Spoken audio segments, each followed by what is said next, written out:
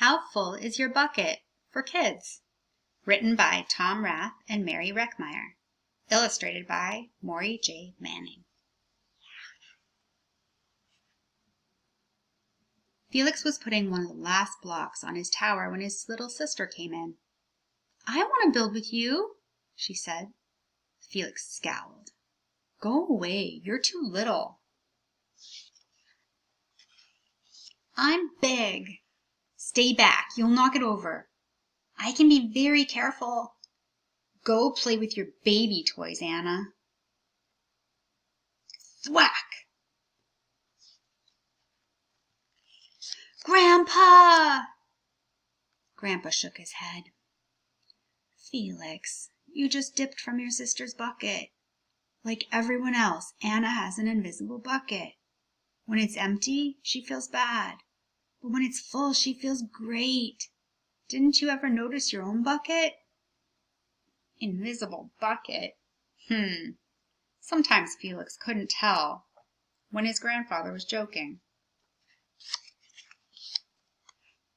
But the next morning when Felix woke up, there it was, a small gray bucket floating above his head.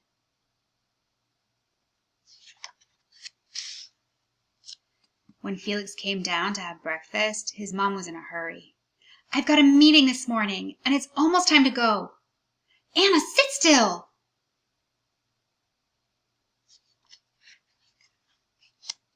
Felix slipped, and cocoa wheat scattered across the floor. "Felix!" yelled his mom.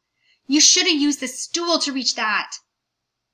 Felix could feel his bucket tip and big invisible drips spell out. Drip, drip. "Ha ha!" Anna laughed as she crunched the cereal with her shoe. Drip.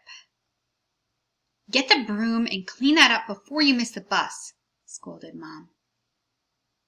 With the school bus honking, Felix quickly swept up the cocoa wheats and grabbed the last blueberry muffin.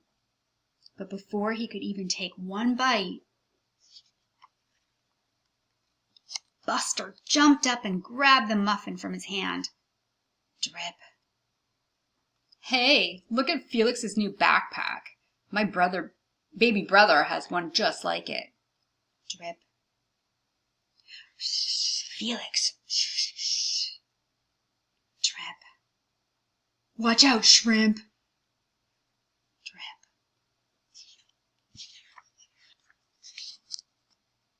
It was still morning, and Felix's bucket felt almost empty.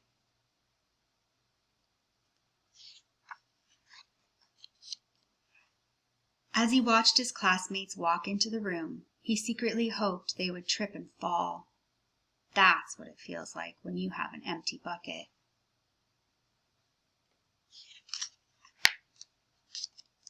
Felix slumped into his seat and waited for something else bad to happen.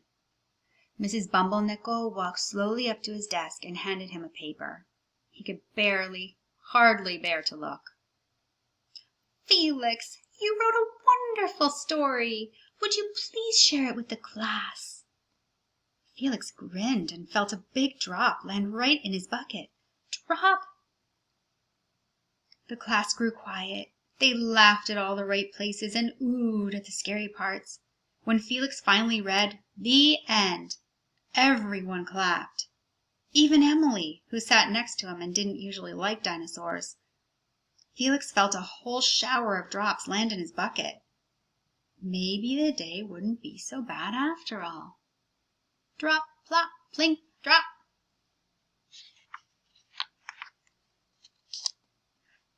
Drop. Team captains today are Veronica and Felix. Drop. Nice cow. It's a dog. Well, nice colors there, Felix. Cool laser ant backpack, Felix. By afternoon, Felix's bucket was nearly full.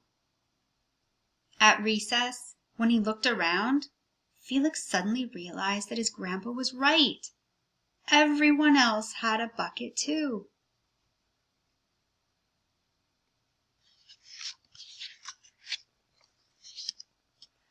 "Let me help you," Drop, drop. Here's your baseball. Catch. Thanks, dude. Drop, drop. Hi, I'm Felix. First day?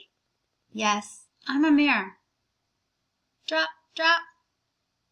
The strange thing was that for every drop he helped put in someone else's bucket, he felt another drop in his own bucket.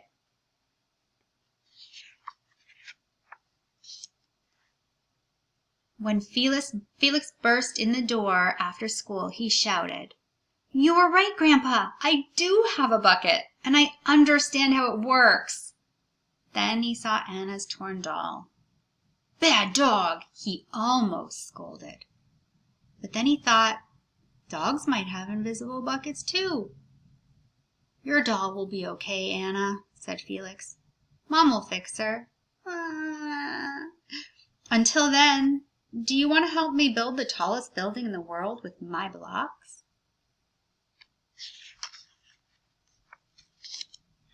And so they did.